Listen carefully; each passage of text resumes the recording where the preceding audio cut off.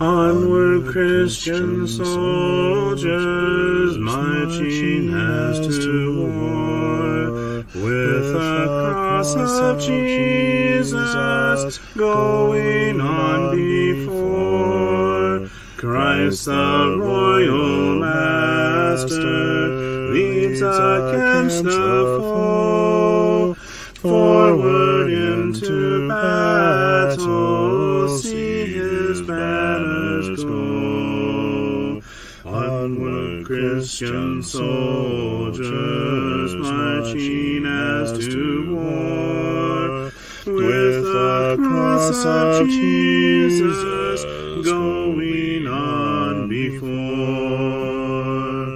Oh, for a faith that will not shrink, though pressed by every foe, that will not tremble on the brink of any earthly woe, that will not murmur or complain beneath a chastening rod, but in the hour of grief or pain will lean upon its God.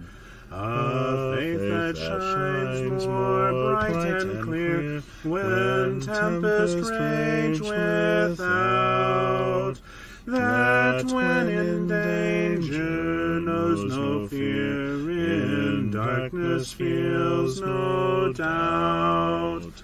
Lord, give us such a faith as this, and then whatever may come, we'll taste and hear the hallowed bliss of an eternal home.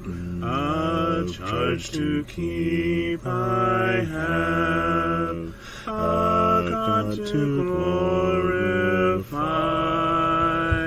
a never-dying soul to save, and fitted for the sky, to serve the present age, my calling to fulfill.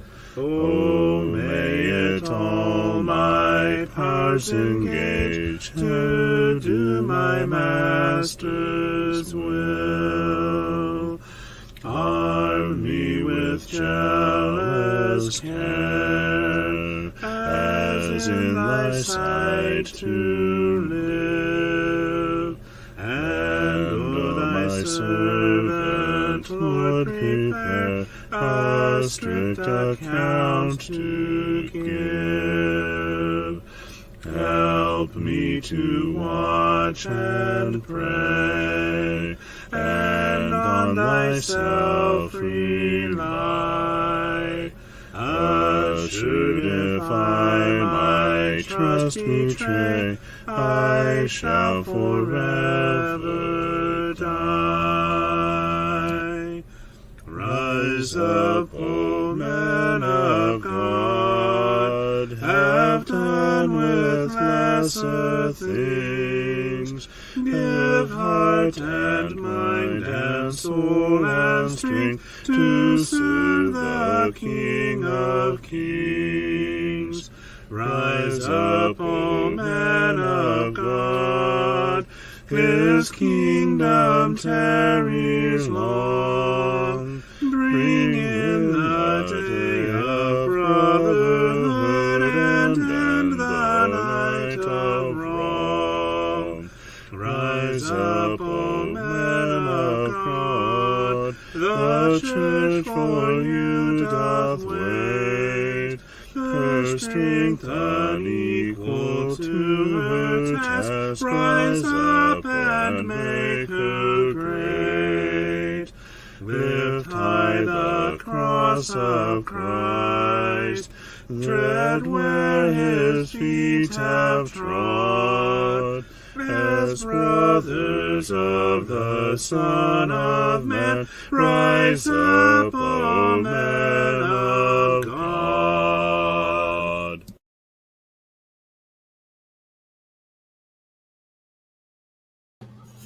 Good afternoon. Let's edify one another, shall we? Good to have you with us here this afternoon as we delve into another episode of our Genesis class, beginning at the beginning, study to show yourself approved. I am getting everything all mixed up. Let's try that again.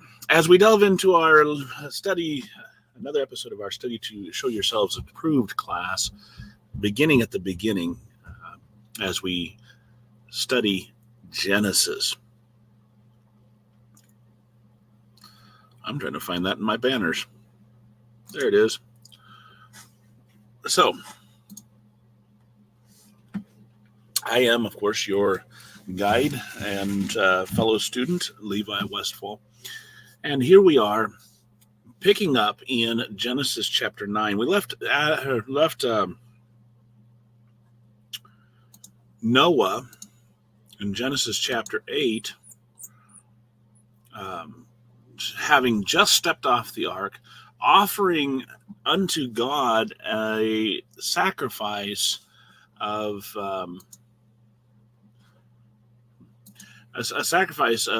every clean animal and every clean bird. Now, he didn't take all of them. He just offered of every clean animal. So he took some of every clean animal and of every clean bird, and he offered burnt offerings. And this is a thanksgiving offering unto the Lord for having brought him through this ordeal of the flood. And God smells this offering, and you might say the attitude that it was offered in, and he smells it. It says, and it was a soothing aroma. And he says in his heart, I will never again curse the ground for man's sake. Even though the imagination of man's heart is evil from his youth. We talked about that and how that does not mean from his birth or even prior to his birth or from his conception. It is from his youth. Man's imagination is something that becomes corrupted. It is not something that starts out corrupted. We talked about how a baby's imagination essentially is, his intent is to eat, to eat, to sleep, and to defecate. Wash, rinse, and repeat. And as he progresses, he discovers the world around him. He's learning things around him. And eventually he learns the difference between good and evil. He develops imagination at a young age, and it is eventually corrupted. And God says, then while the earth remains, seed time and harvest, cold and heat, winter, summer, day and night shall not cease. He says it's going to continue as it was when I created it. It's going to continue until the time that earth ceases to exist. It's not going to alter. So, let's pick up in Genesis 9 then. As a result of Noah's offering and in Noah's finding grace in the eyes of God, as we looked at back in Genesis chapter 6, God blesses Noah and his sons. Now, one might say that he was blessed in the fact that he was brought through the flood as the sole survivors of the flood of the earth. But this is something beyond. And hey, Skylar, if we look at the word blessed in the Hebrew, which means barak, it is the idea of, one might say, to congratulate, to salute, to praise, we use it as an idea to praise God, to um, offer up. Hey, Maureen, good to see you as well. Or to salute God, to thank God. But God is blessing uh, Noah, and so He is offering up, or He is offering a salute of praise. Um,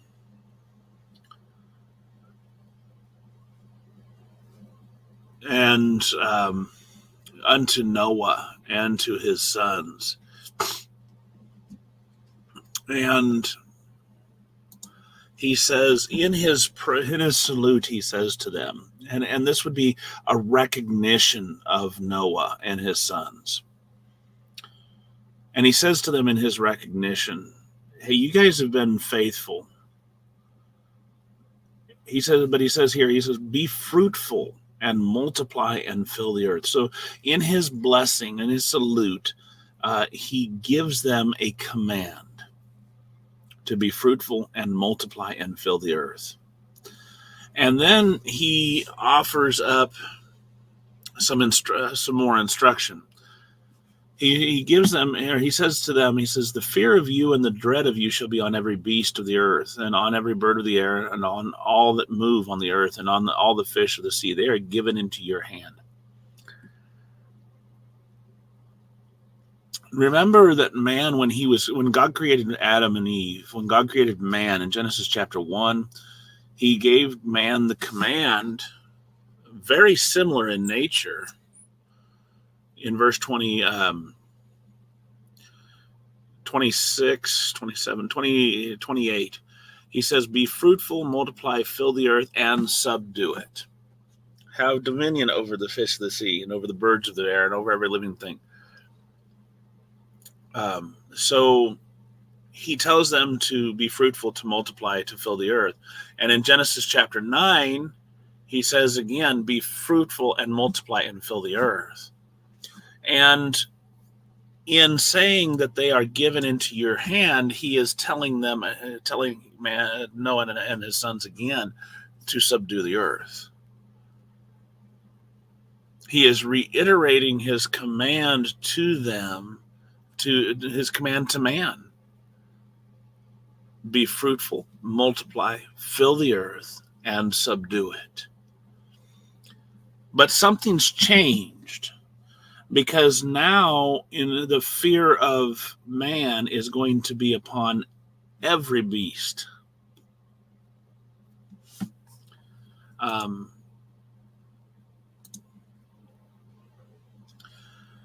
Mora, or fear, is a terror, and dread is more of the idea of dismay or being broken. So when we look at this in here, we could say the reverence, the fear, the terror of you, and the dread being a little bit different, being shattered, being dismayed. It's not saying the terror and the terror of you, but rather the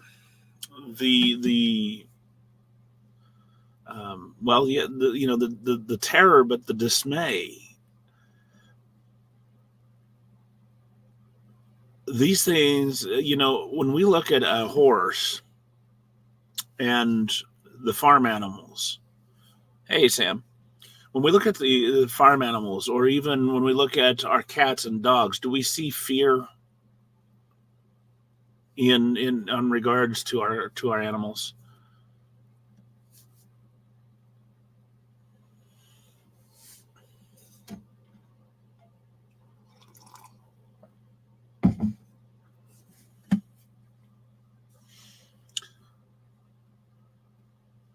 If we see fear or terror in our pets and in our farm animals, there's something wrong. We've done something wrong.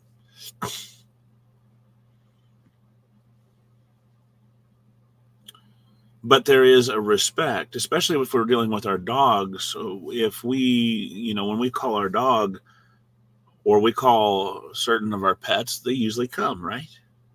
We call our cats to come take some food. They come and they eat.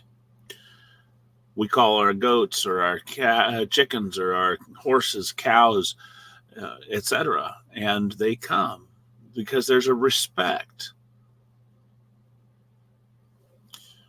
And then there's the dismay, the absolute fear that we would see if in animals such as bison or deer or squirrels or birds that are out there on our porch. That any sudden movement, any movement whatsoever, and they're gone. And this is the idea that is being explained here.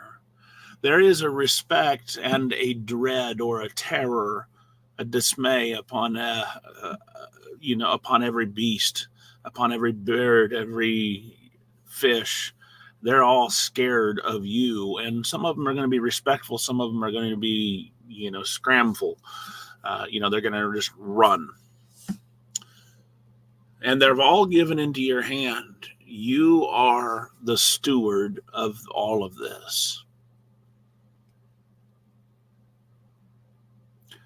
Every moving thing that lives shall be food for you. I have given you all things, even as the green herbs. This is a change up in verse 9.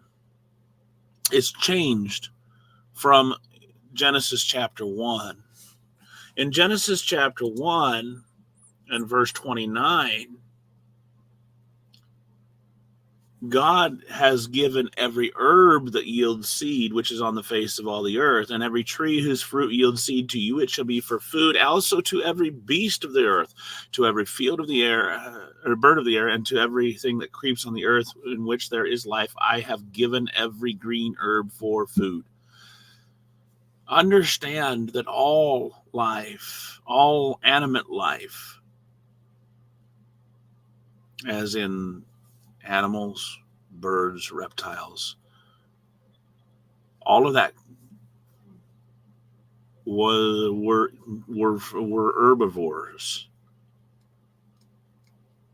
And incidentally, like I said before, when we were discussing a lot of this, in the dinosaur world, they have discovered that the teeth of the Tyrannosaurus Rex was actually more suited to rending melons than it was rending flesh.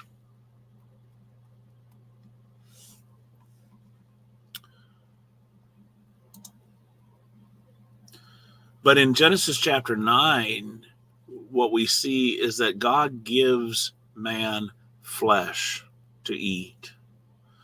He gives every moving thing that lives shall be food for you. I have given you all things, even as the green herbs. So from that point on, man could eat cows,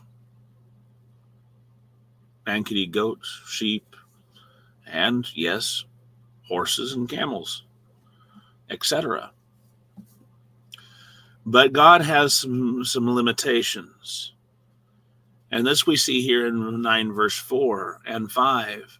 You shall not eat flesh with its life, that is its blood. So he says here, you shall not eat flesh with its life in it. What do you mean, God? What do you mean by flesh with its life in it? And he says that very straight up, that is with its blood in it. Why? What? Huh? What difference does that make? Surely for your lifeblood I will demand a reckoning. From the hand of every beast I will require it, and from the hand of man. From the hand of every man's brother I will require the life of man. Whoever sheds man's blood, by man his blood shall be shed, for in the image of God he made man. So in verses 9 and 6, what we see, and 4 through 6 actually, is that God puts the stricture there that you cannot eat flesh with blood in it.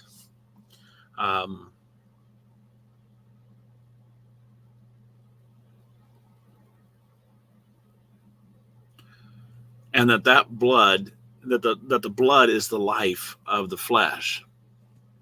And we know this because we know that without the blood, our life, the flesh wouldn't be living.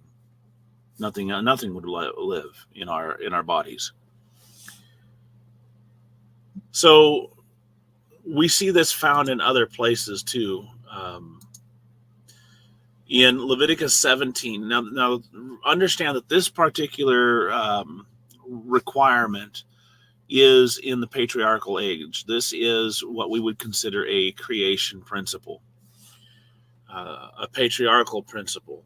In Leviticus chapter 17, verses 10 through 16, see if I can go there.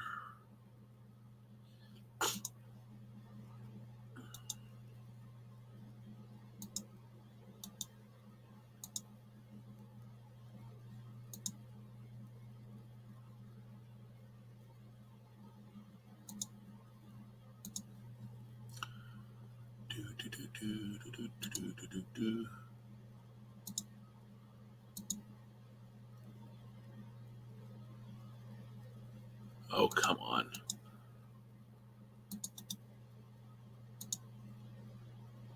Nope, that's not it. Okay, Leviticus, what did I say? It was Leviticus 17. Oh, that's right. I need to make it is it a link?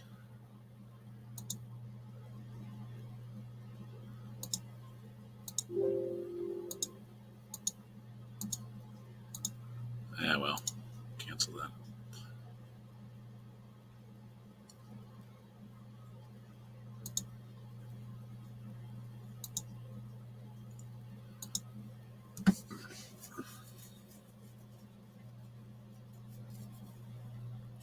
One of these years, I'll actually figure out how to do it.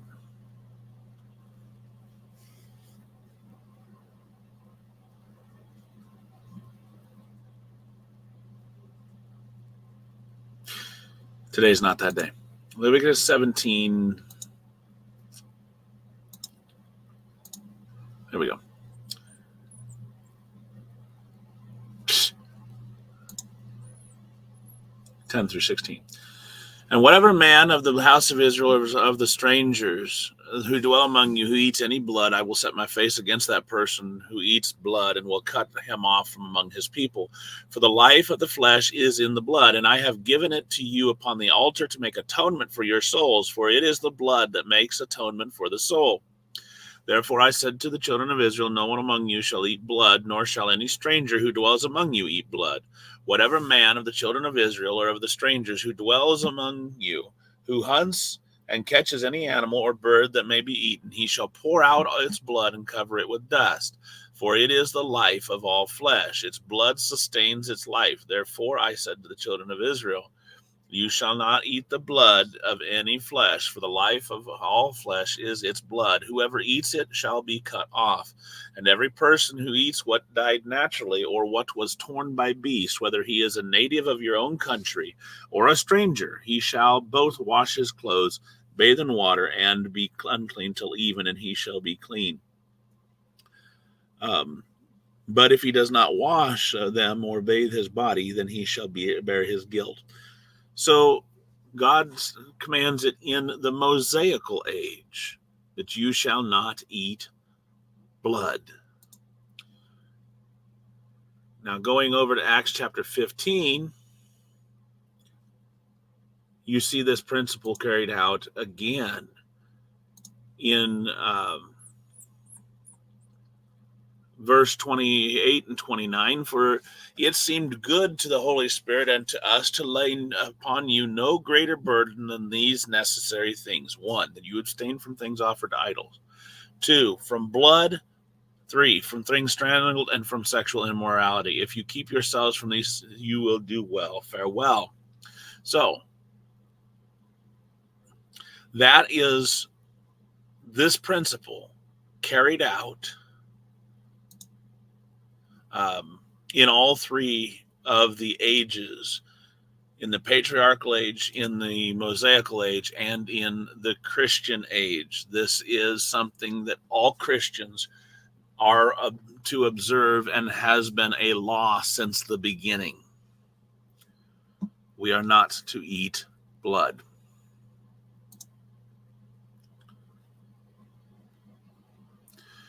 So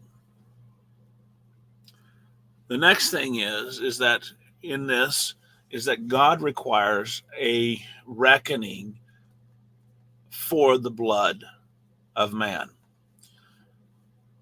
He doesn't require the reckoning for the blood of animals, but he requires a reckoning of the blood of man. And there's a reason for it. And he gives us the reason, just like he gave us the reason for the for not eating the blood. It's because it's the life. And the life is to, the blood is to make atonement for the soul, Leviticus chapter 17. So then we're not, so since he gave that reasoning, we can understand that. But he requires a reckoning for the blood of man, whether it be at the hand, whether he was killed by a beast or by a man. It doesn't matter. God requires a reckoning.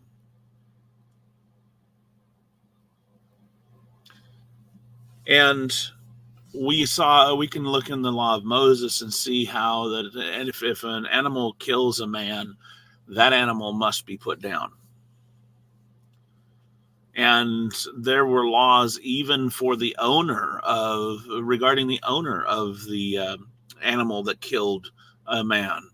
If the owner knew that this animal was vicious and was prone to attack people, well, then he was guilty, and there was certain requirements that had to be met in regard to him. But God demands this reckoning. And he says, whoever sheds man's blood, by man his blood shall be shed. And there's a reason for it. And that is because man was created in the image of God.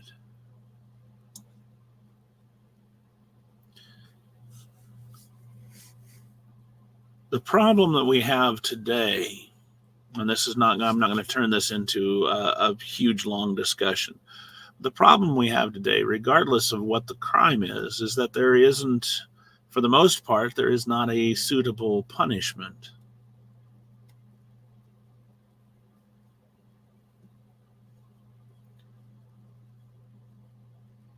And so people deem it okay or a justifiable risk to take life at will,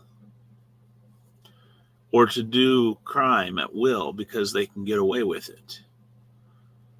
And in a lot of ways, we need to return to sentences that are more, that fit the crime better.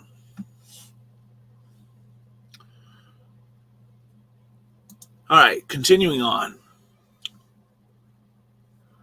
God then returns back to his original command. But as for you, to Noah and his sons, be fruitful and multiply, bring forth abundantly in the earth and multiply in it. God reiterates his command. He does it twice to to Noah and his sons. This is not optional. God tells Noah and his sons, you are to do it. It is imperative that you be fruitful and you multiply and you fill the earth. What is the tendency for someone who has gone through a tremendous ordeal?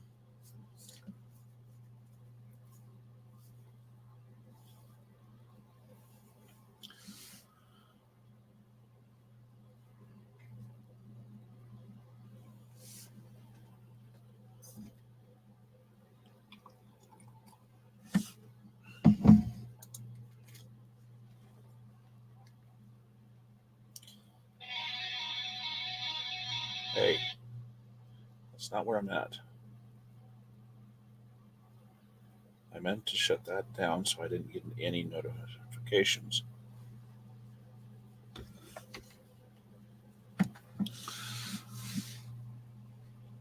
A person who's gone through a tremendous or horrendous ordeal, is their tendency to be outgoing or to be an introvert?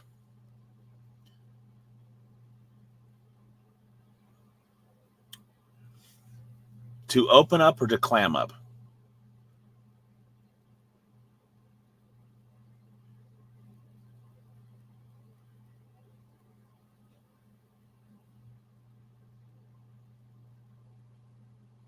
Sam says introvert. Skylar? Maureen? Anyone else? Could be either.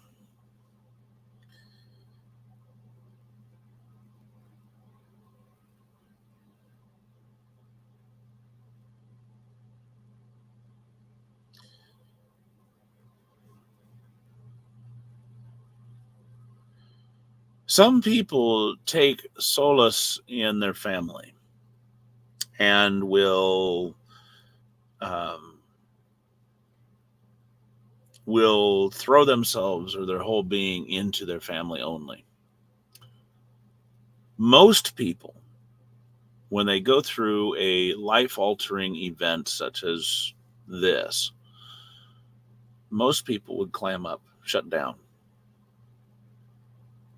Especially when you go and you suddenly lose all your friends.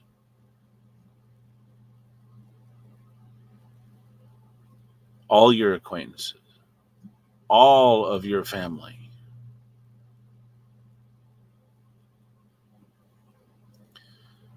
When you have no one left but your 3 sons, hello, Ashea, and their wives, and your wife, or, no one but your 3 sons and their spouses, and your spouse, or their 3 wives and your spouse, how would you feel?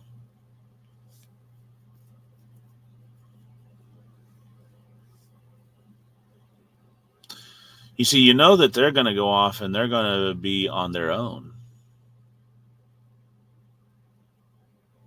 They're going to get busy about their own lives, aren't they? And this is one of the reasons why God spells it out for him twice. Because man has the tendency to shut down. When you lose all of your friends, all of your acquaintances, all of your family, except, of course, even though you have 3 sons and their wives, you tend to shut down for a time, at least. And so God tells them to focus upon bringing forth abundantly, to be fruitful and to multiply. Think about it this way. Noah, Shem, Ham, and Japheth, they lost all the kids they went to high school with. Yes, I know, I'm being funny. They didn't have high school back then. Then God spoke to Noah and his sons with him, saying, "As for me, behold, I establish my covenant with you and your descendants after you."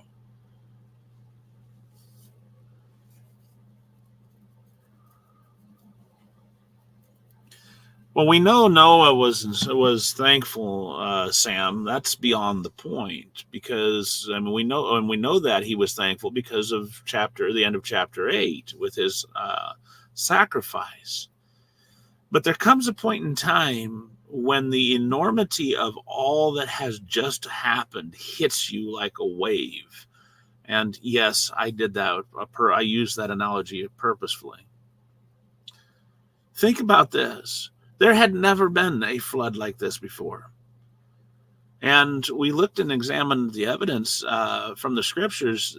There didn't appear to be even rain before then. And suddenly there's this great deluge of water from the fountains above, and this huge expulsion of water from the deep as the fountains of the deep were opened.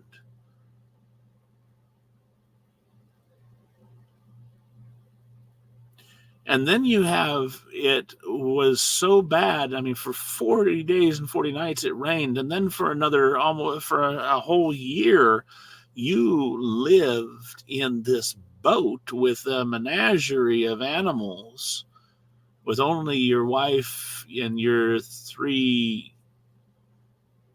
sons and their wives for company. There comes a point in time when you leave that ark, and the enormity of what has transpired will hit you. And it will hit you like a wave, and you will be overwhelmed. And it is at that point that you need the command, something tangible to grasp onto, to keep your focus and to help you to tread water until you can get your feet under you. God says, as for me, behold, I establish my covenant with you and with your descendants after you, and with every living creature that is with you, the birds, the cattle, and every beast of the earth with you, and with all that go out of the ark, every beast of the earth. God says, I establish my covenant with everything. With you, with your descendants, with every living creature, and with all of their descendants. Everything. And thus I establish my covenant with you. Never again shall all flesh be cut off by the waters of the flood. Never again shall there be a flood to destroy the earth. And we know that what he's talking about is not local minimal floods, but we're talking about a worldwide flood that will destroy the entirety of the earth.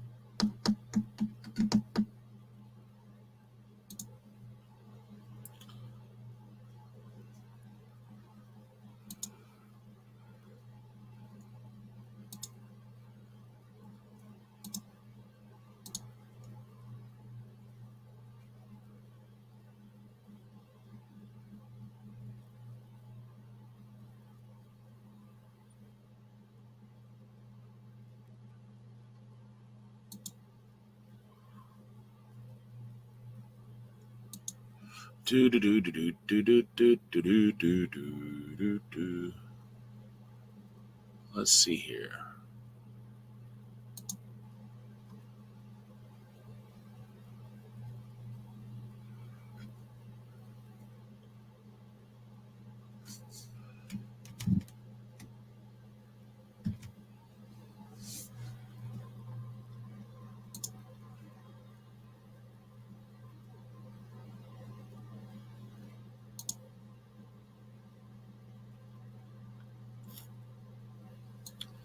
I don't know how much of this I can get on the screen.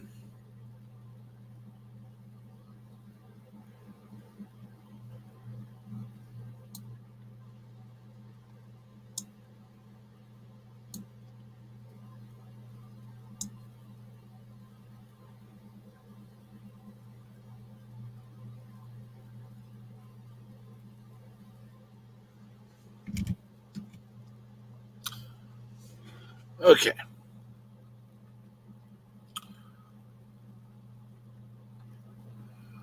So now what you have is 4 different versions. Well, it's technically 2.5, 2 and a partial.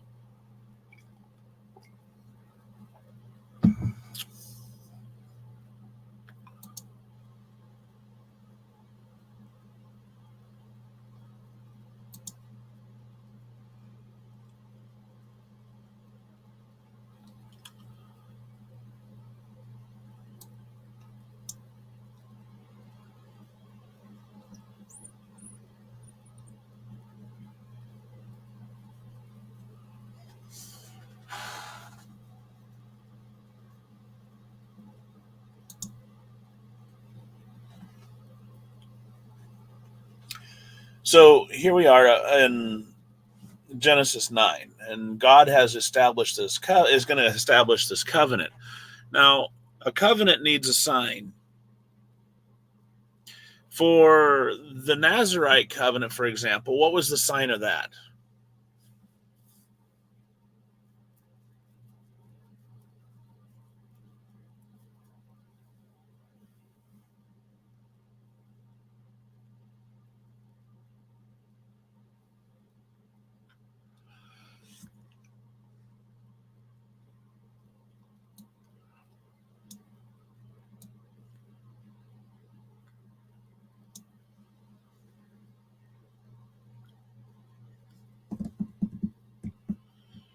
We know that there was multiple things that a Nazirite couldn't do, but what was the sign of the Nazirite covenant?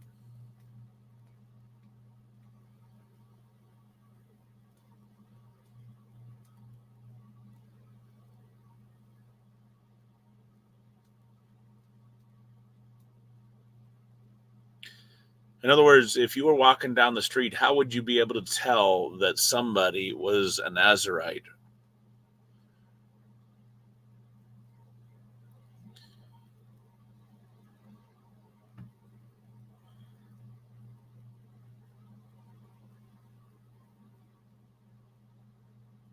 I could mention two famous Nazirites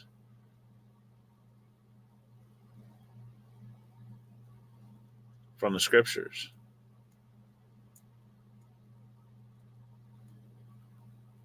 Thank you, Maureen. Exactly. Long hair. Nazirites were not allowed to cut their hair from the moment they entered the vow until the end or the completion of the vow. That's why Samson was the way he was. That's why John the Baptist wasn't allowed to cut his hair. Both of these were Nazirites from their birth. So there needs to be a sign of the covenant. There was a sign of a covenant with Abraham, and that the sign of the covenant with Abraham was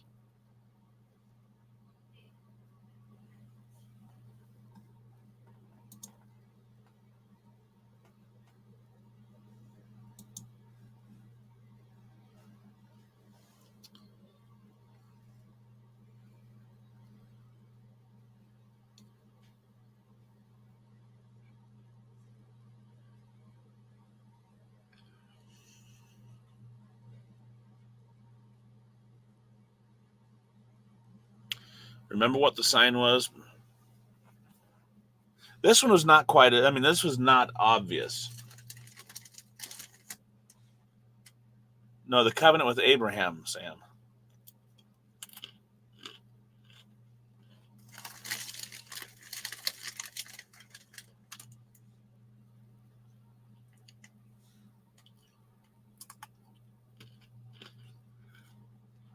God gave Abraham the covenant of the land, nation, and blessing. What was the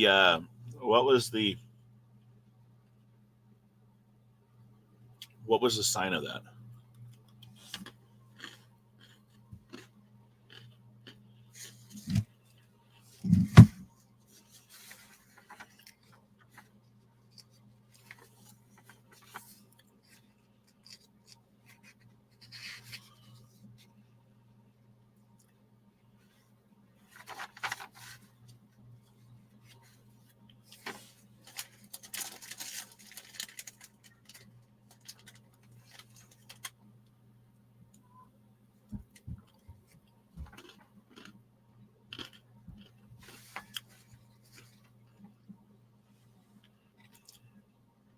Mm-hmm.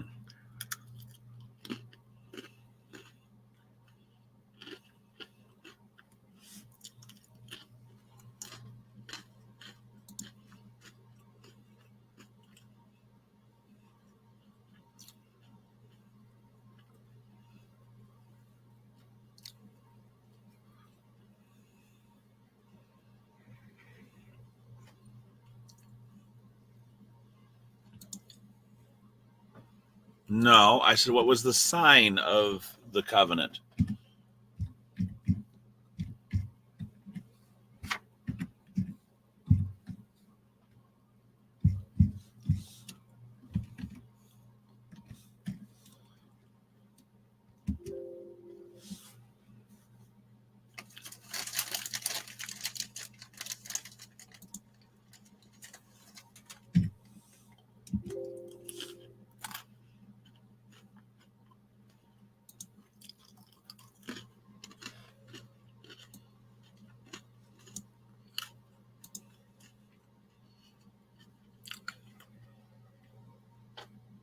Okay. And I will establish it's here. Let's see. No longer shall your name be called Abram, but your name shall be called Abraham, for I have made you a father of many nations. I will make you exceedingly fruitful, and I will make nations of you, and kings shall come from you. And I will establish my covenant between me and you, and between me and you and your descendants after you in their generations, for an everlasting covenant, to be God to you and your descendants after you. Also, I give to you and your descendants after you the land in which you are a stranger, all the land of Canaan, as an everlasting possession. I will be their God. Now, this is the land and the nation. All right. This occurred when Abram was 99 years old. This was before Isaac was born. Now, this is my covenant which you shall keep between me. Oh, let's start at 9. God said to Abraham, as for you, you shall keep my covenant, you and your descendants after you throughout their generations. This is my covenant which you shall keep between me and you and your descendants after you. Every male child among you shall be circumcised, and you shall be circumcised in the flesh of your foreskins, and it shall be a sign of the covenant between me and you. So the sign of the covenant between Abraham and God was the circumcision.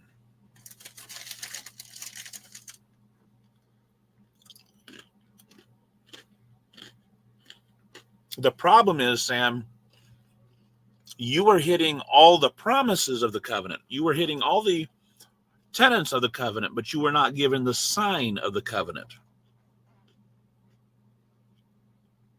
Which is why I kept asking, what was the sign of the covenant? And in keeping that covenant, every single child who was 8 days old had to be circumcised, every male child.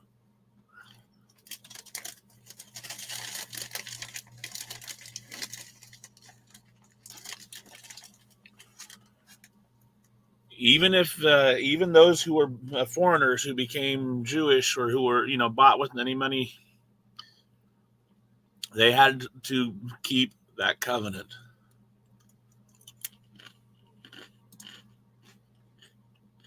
So establishing that, then back to Genesis chapter 9 and verse 12, God says this is the covenant, the sign of the covenant, which I make between me and you and every living creature that is with you for perpetual generations. Now,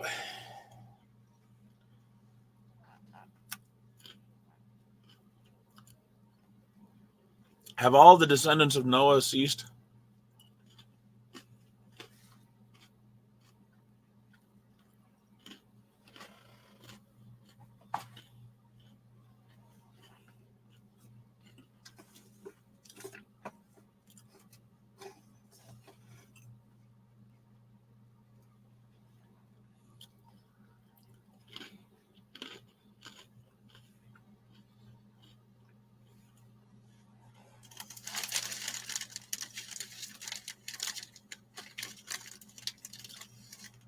Have all the descendants of Noah ceased?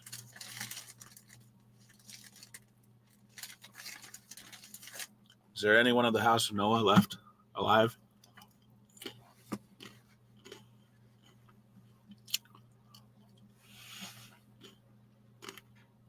Sorry for eating in front of you, but these pretzels are calling my name.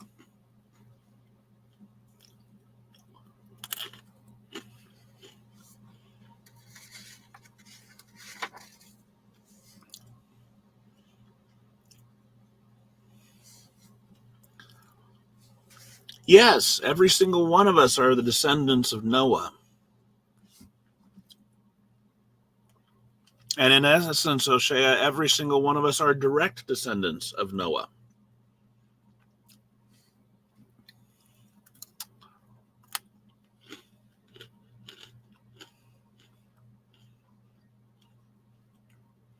Every single one of us. Because there was only Noah, Shem, Ham, and Japheth for males on that ark. Every single person on this earth has descended from those three men and their wives. So that means that God's covenant with Noah and his descendants is still in effect. That means that God's covenant with every living creature that was with Noah is also still in effect. And the sign of that is also still in effect.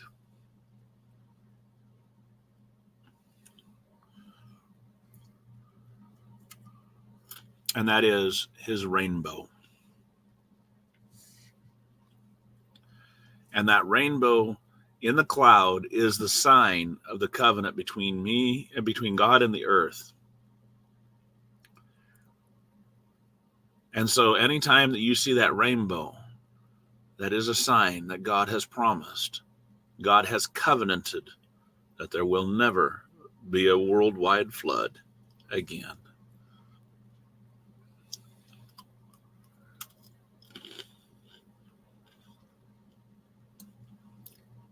There's your worldwide flood. It does not mean and does not indicate, it does not apply to local floods.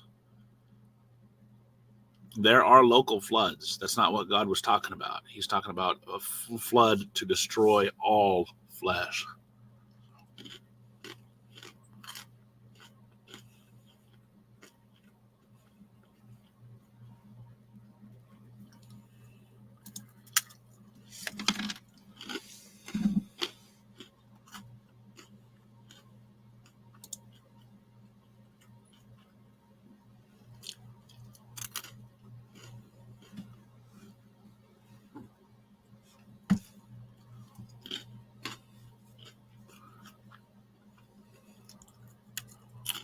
Oh, certainly. We're not going to argue about that one, Sam.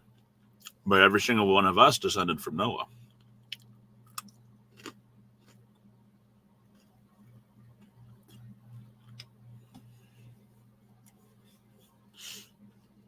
Can you imagine Noah's wonder seeing the rainbow for the very first time?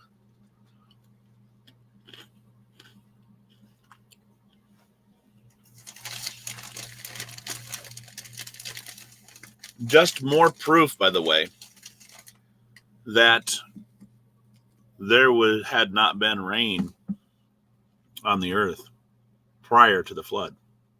Why? Because if there had been rain, there would have been rainbows. And yet God said, this is my sign. Something that hadn't occurred before. Something new, something special. So, real quick to finish up.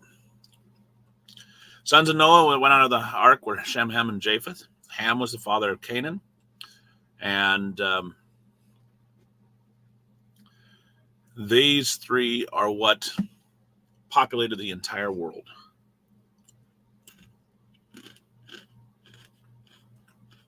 Here, like I said, the enormity of what has happened begins to hit Noah. Noah plants a vineyard. He's a farmer. He plants a vineyard. And he gets drunk.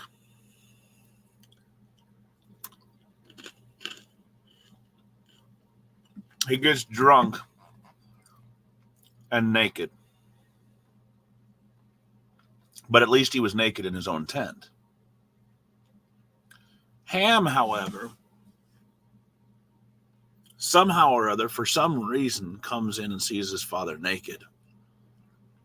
And he goes out and tells his brothers. Well, rather than bring shame upon their father, because the idea that the implication behind verse 22 is that Ham is making fun or retelling it in a way that is shameful. And rather than bring shame upon their father, Shem and Japheth put a garment, hold it between their shoulders, and walk backward into the tent and cover the nakedness of their father, keeping their faces turned away so they didn't see their father's nakedness. Noah awakes from his wine, recognizes the fact that, hey, I'm covered now. What happened? Makes inquiries, finds out that it was his son. Finds out that Ham had went and told his brothers about Noah's, or I should say, told Shem and Japheth about Noah's nakedness, and Noah curses Canaan.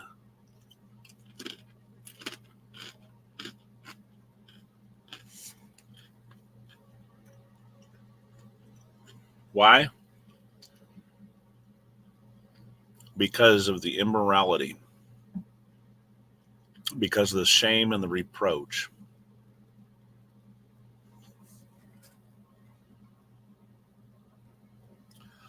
That Ham brought upon his father. Interestingly enough, he doesn't actually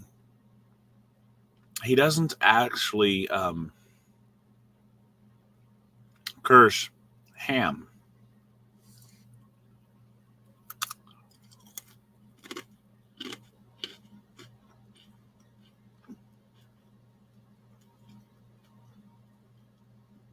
But he lays the curse upon Canaan, upon his grandson, Canaan.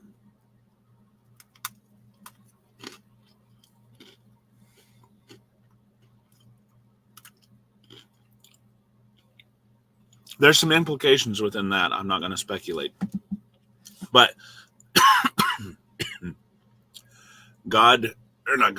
Noah cursed Canaan, not Ham.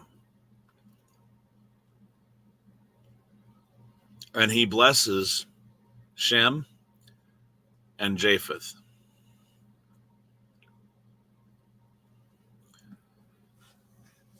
And we know that essentially from that point on, it really did seem to be that Canaan seemed to be at war against the descendants of Japheth and the descendants of Shem. But Noah lived another 350 years after the flood, totaling out to 950 years. And then he died. So,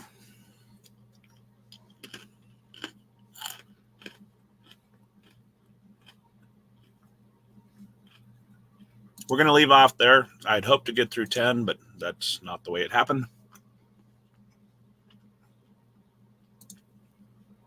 Any questions or comments before we wrap up?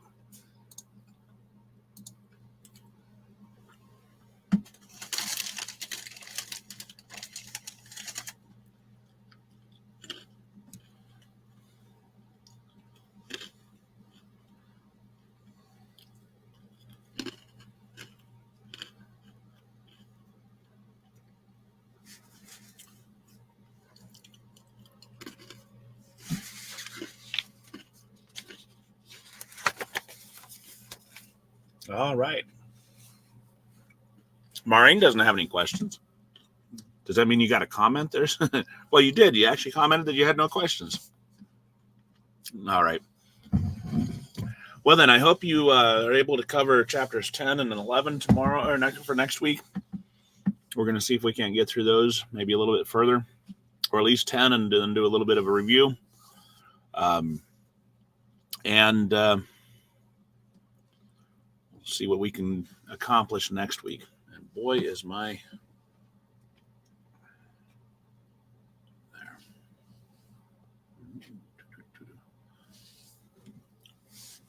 That's better.